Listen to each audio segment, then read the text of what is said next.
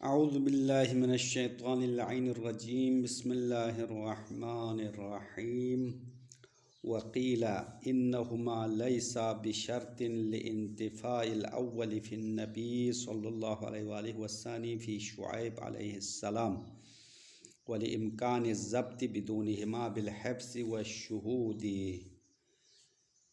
قاضی منصوب کے شرائط بتا رہے تھے۔ قاضی جو امام کی طرف سے نصب ہوا ہے اس قاضی کے لیے 9-10 شرائط بتا دیا۔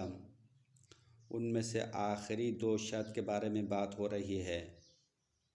ایک شرط کتابت کے بارے میں تھی، قاضی کے لیے لکھنا آنا چاہیے، کتابت ہو، اس کو کتابت کر سکتا ہو۔ دوسری شرط بصر ہو، یعنی آنکھ اس کی سالم ہو، دیکھ سکتا ہو۔ اگر اندھا ہو تو قاضی نہیں بن سکتا۔ ان 2 آخری شرائط کے بارے میں اختلاف ہے۔ مصنف نے تو یہاں پہ کتابت اور بصر کو قاضی کے لیے شرط قرار دیا اور دلیل بھی لایا۔ کتابت کیوں ضروری تھا؟ کیونکہ جب تک لکھنا نہ ہو تو بہت سارے مسائل اور جزئیات ہے کسی مقدمے میں، تو ان کو یاد رکھنا مشکل ہے۔ اگر اللہ کے نبی ہو، اللہ کی طرف سے وحی ہو تو نبی کے لیے تو مشکل نہیں ہے، لیکن عام بندوں کے لیے تمام مقدمات کے مسائل اور جزئیات اور چیزوں کو یاد رکھنا مشکل ہے۔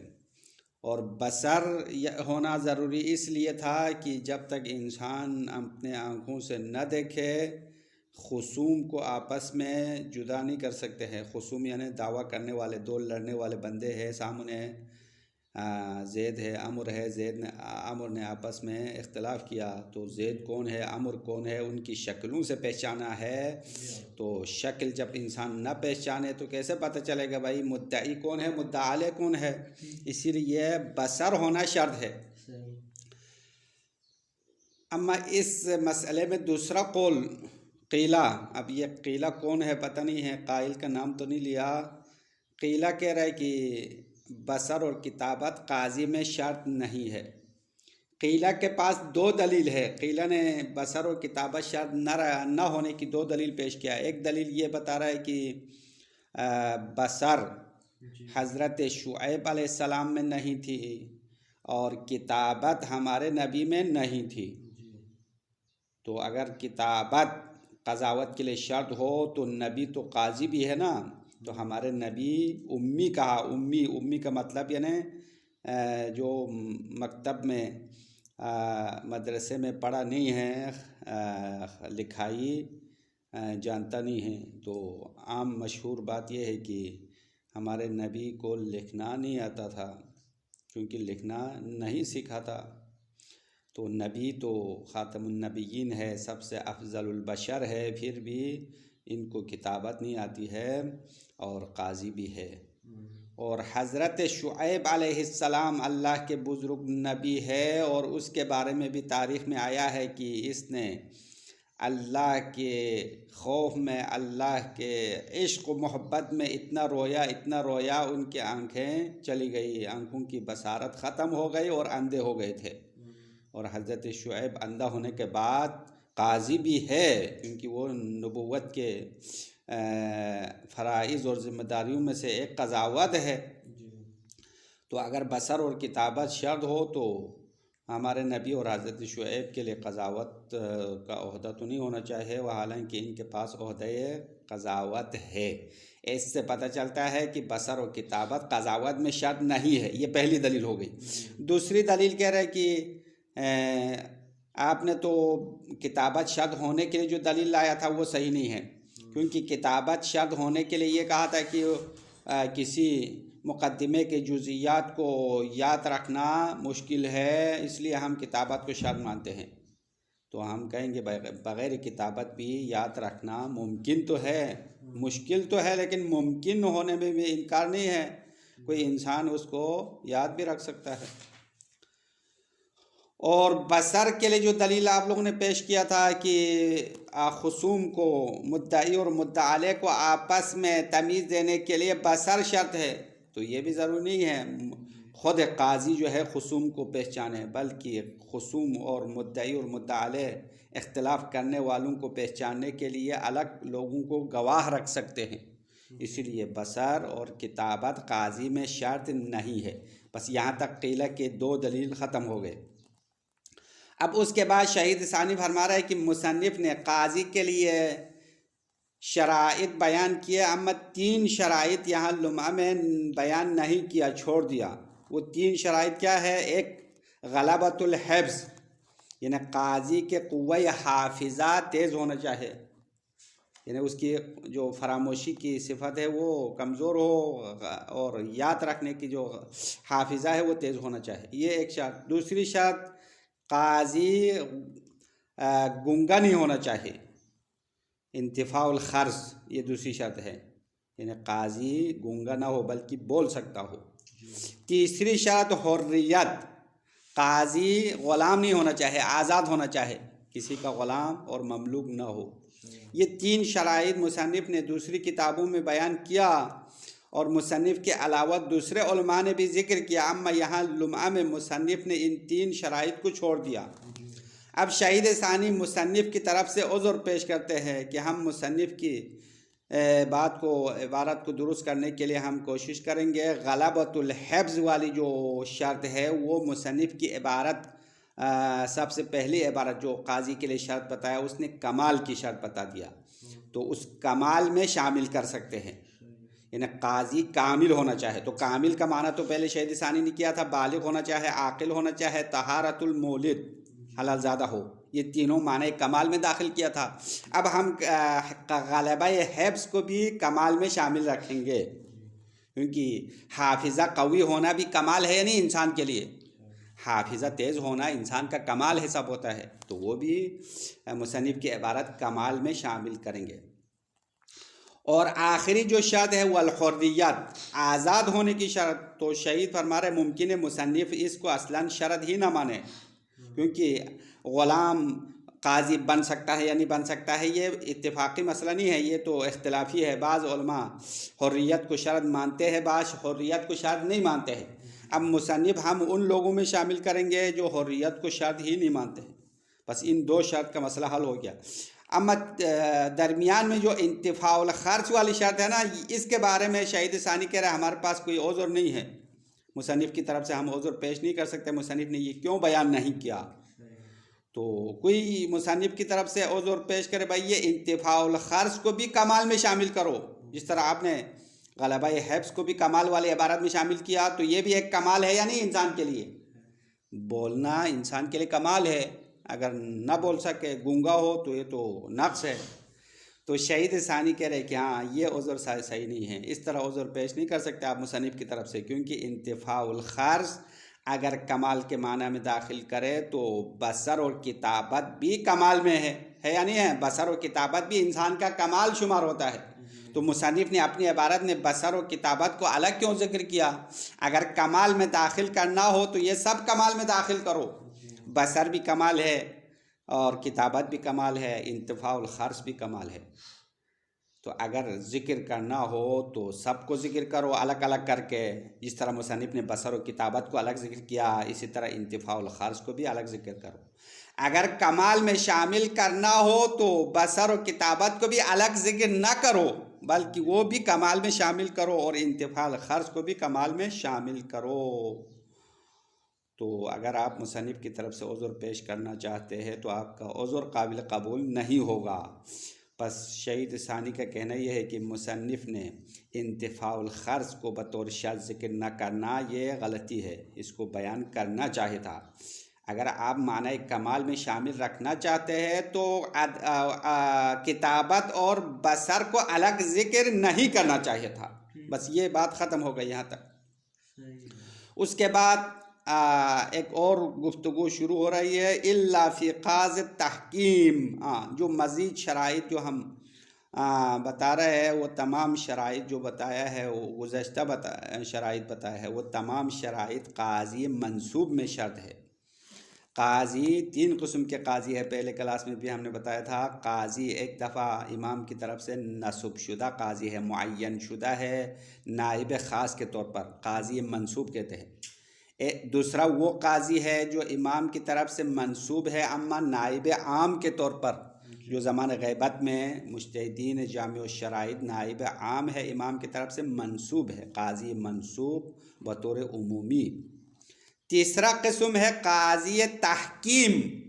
قاضی تحکیم وہ قاضی ہے جو امام کی طرف سے نصب نہیں ہوا، اما مدعی اور مدعی علیہ ان دو لڑنے والے بندے اپنی رضایت سے ایک بندے کو قاضی بنایا ہے، اپنی طرف سے حاکم بنایا ہے اور منصف بنا کے کہتے ہیں کہ بھائی ہم دونوں اس کی بات پر راضی ہے، تو ایسے بندے کو کیا کہتے ہیں؟ قاضی تحکیم کہتے ہیں۔ تو قاضی تحکیم کے شرائط کے بارے میں گفتگو ہے، ابھی گفتگو شروع ہو رہی ہے قاضی تحکیم کے شرائط کے بارے میں۔ تو مصنف کی عبارت سے سمجھ میں آتا ہے، مصنف نے استثناء لایا ہے، الا فی قاضی تحکیم، جو مذکورہ شرائط بتایا ہے وہ سارے شرائط قاضی منصوب کے لیے ہے، مگر قاضی تحکیم میں شرائط نہیں ہے۔ یہ ظاہر عبارت کا معنی ہے، ہاں الا کے ذریعے سے استثناء کیا۔ تو شہید ثانی کہہ رہے کہ نہیں، یہ معنی مصنف کا مقصد نہیں ہے کہ قاضی تحکیم میں مذکورہ تمام شرائط نہ ہو پھر بھی قاضی تحکیم بن سکتا ہے، یہ نہیں ہے، بلکہ اس عبارت کی وضاحت آگے عبارت میں آنے والی ہے۔ ہم یہاں تک عبارت پڑھیں گے، پھر وقت کے دامن میں اگر گنجائش ہو تو آگے بڑھیں گے، ورنہ یہیں پہ ختم کرنا پڑے گا۔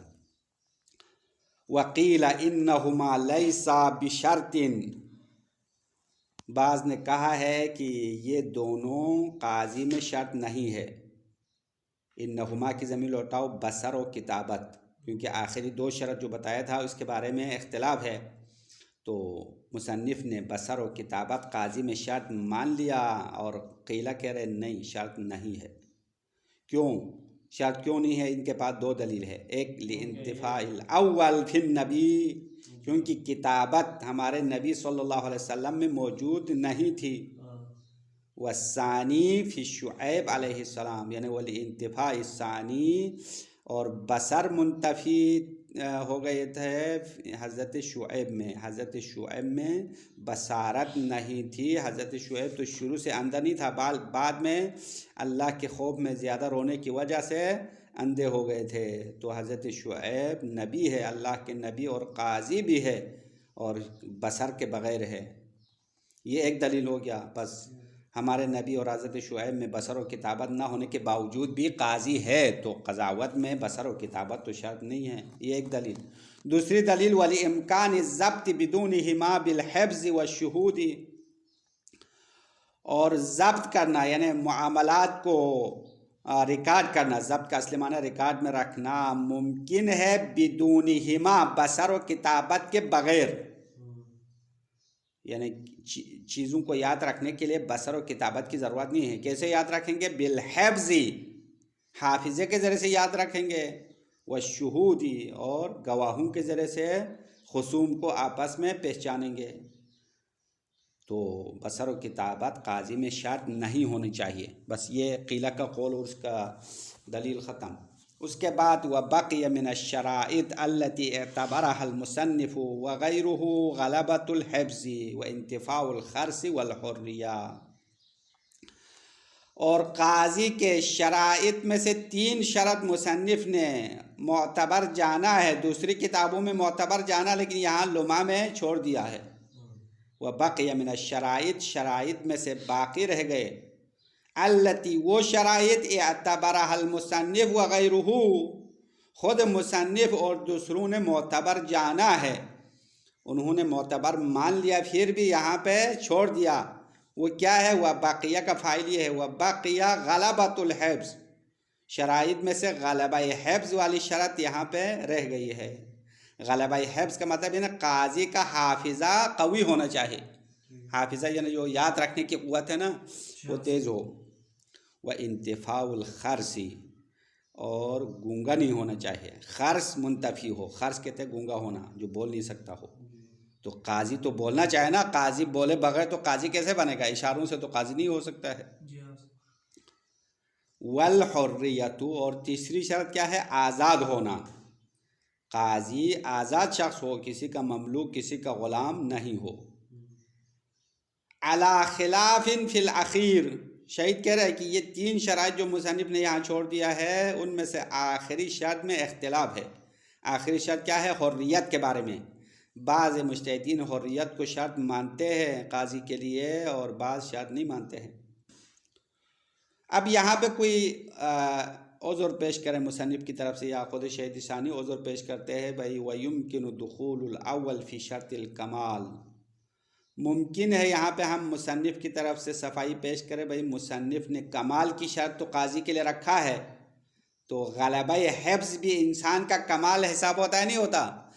اچھا، انسان کا حافظہ قوی ہو تو کامل انسان ہے، اگر انسان کا حافظہ کمزور ہو تو ناقص انسان ہے، تو کمال کے معنی میں یہ شامل ہو سکتا ہے۔ وَيُمْكِنُ دُخُولُ الْأَوَّلِ، یعنی پہلی شرط سے مراد یہاں اسی عبارت میں جو پہلی شرط ہے غلبہ حفظ، غلبۃ الحفظ شرط کمال میں داخل ہونا ممکن ہے۔ وَعَدَمُ اعتبار الْأَخِيرِ ہونا، اور آخری شرط یہاں پہ معتبر ہی نہیں سمجھتا ہو۔ آخری شرط کیا ہے؟ حریت۔ مصنف کی نظر میں حریت قاضی کے لیے اصلاً شرط ہی نہیں ہے۔ اب یہ 2 شرائط کے بارے میں مسئلہ حل ہو گیا۔ اما درمیان والی جو شرط ہے نا، انتفاع الخرص کے بارے میں مصنف پر اشکال ہے، یہاں اس کے بارے میں عذر نہیں پیش کر سکتے ہیں۔ انتفاع الخرص مصنف نے کیوں ذکر نہیں کیا، تو اس کے لیے کوئی عذر ہمارے پاس نہیں ہے۔ اما اگر کوئی دوسرا بندہ آ کے عذر پیش کرے، بھائی اس کو بھی کمال میں داخل کرو، کیونکہ انسان کا گونگا ہونا نقص ہے، اگر گونگا نہ ہو، بول سکتا ہو تو کمال ہے، تو شہید کہہ رہے بھائی یہ عذر صحیح نہیں ہوگا، کیونکہ اگر انتفاع الخرص کو بھی کمال میں شامل کرنا ہو تو بصر و کتابت کو بھی کمال میں شامل کرنا چاہیے، اس کو الگ کیوں ذکر کیا؟ یہ اشکال ہوگا۔ وعدم اعتبار الاخیر ہونا، یعنی یہ یمکن دخول پر عطف ہوگا، دخول الاول پر، یعنی یمکن عدم اعتبار الاخیر ہونا، اور آخری شرط یہاں پہ معتبر ہی نہ ہو، مع انہ قطع به فی الدروس، ساتھ اس کے کہ مصنف نے اس عدم اعتبار کے بارے میں کتاب الدروس میں یقین کیا ہے کہ حریت شرط نہیں ہے۔ وَلَيْسَ دُخُولُ الثَّانِي فِي الْكَمَالِ أَوْلَى مِن دُخُولِ الْبَصَرِ وَالْكِتَابَةِ، اب یہاں پہ شرط ثانی کے بارے میں بات کرتے ہیں، یعنی انتفاع الخرص کا کمال میں داخل ہونا لیس اولا، یہ اولا لیسا کی خبر ہے، وَلَيْسَ دُخُولُ الثَّانِي فِي الْكَمَالِ أَوْلَى مِن دُخُولِ الْبَصَرِ وَالْكِتَابَةِ، یعنی انتفاع الخرص کا کمال میں داخل ہونا بصر و کتابت کمال میں داخل ہونے سے بہتر نہیں ہے۔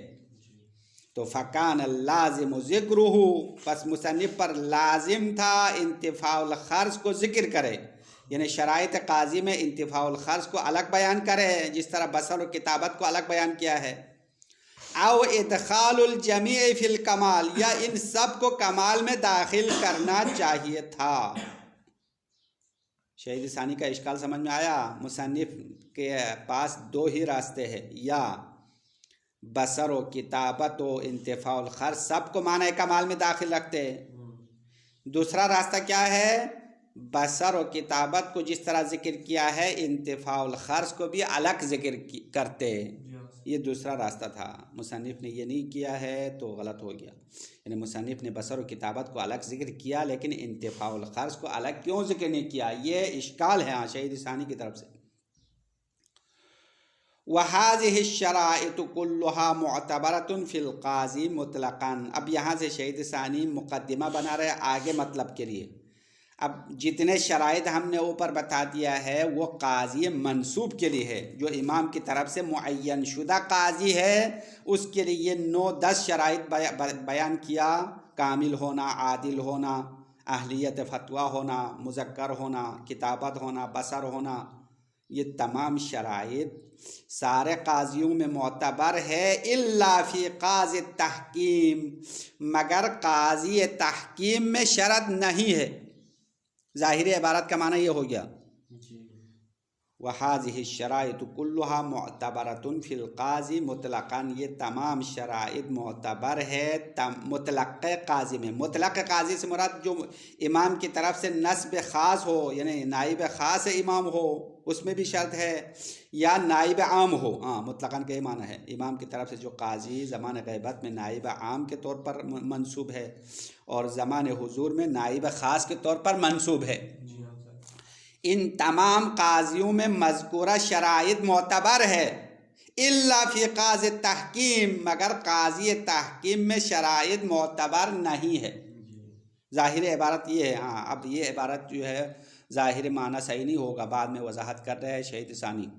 اب سب سے پہلے قاضی تحکیم کون ہے، اس کی وضاحت شہید ثانی فرماتے ہیں، وہ ہوا قاضی تحکیم کیا ہے، وہ هو الذی تراضی بہ الخصمان، قاضی تحکیم وہ بندہ ہے جس پر دونوں خصم راضی ہو، للحکم بینہما، ان دونوں کے آپس میں حکم لگانے کے لیے، آپس میں فیصلہ سنانے کے لیے ایک بندے پر دونوں راضی ہو، اس کو کہتے ہیں قاضی تحکیم، منصف بناتے ہیں۔ مثلا آپ دونوں کی لڑائی ہو گئی، آپ دونوں قاضی منصوب کے پاس نہیں جاتے ہیں، بلکہ کہتے ہیں بھائی ہم زید کو اپنا منصف بناتے ہیں، تو اس زید کو کیا کہیں گے، قاضی تحکیم، مع وجود قاض منصوب من قبل الامام علیہ السلام۔